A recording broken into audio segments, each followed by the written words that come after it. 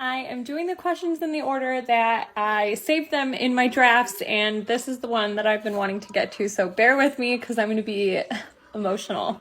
When I found out I was pregnant with Hayden, I was in a horrible place with my mental health. Actually, that morning, my husband and I had decided that before I found out I was pregnant, before I even tested, that we weren't going to try anymore, just so that I could get my mental health under control. While he went to work, I tested that morning and found out that I was pregnant. And before all you trolls come on here, he was excited, so we're not even doing that.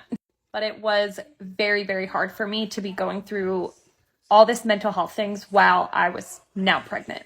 It made me feel very guilty. When I was 6 weeks pregnant with Hayden, I ended up in a inpatient hospital where I stayed 6 nights, 7 days. After being released from the hospital, I spent the entire pregnancy in therapy multiple times a week. My husband and I were also in couples counseling, and I was trying so hard to get my anger under control.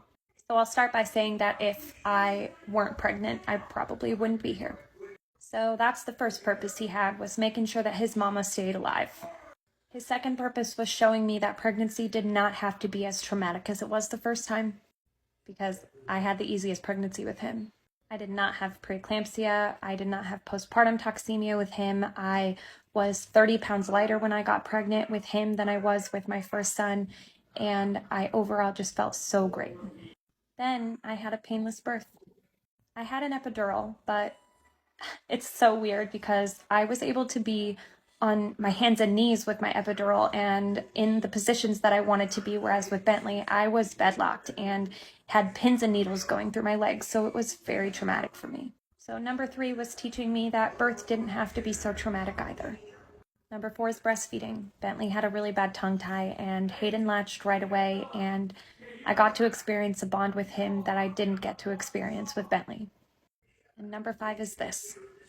Hayden gets to guide me through every single day to help me help you guys, because he knows that I needed this to feel supported, and he probably knew that there were people that also needed support.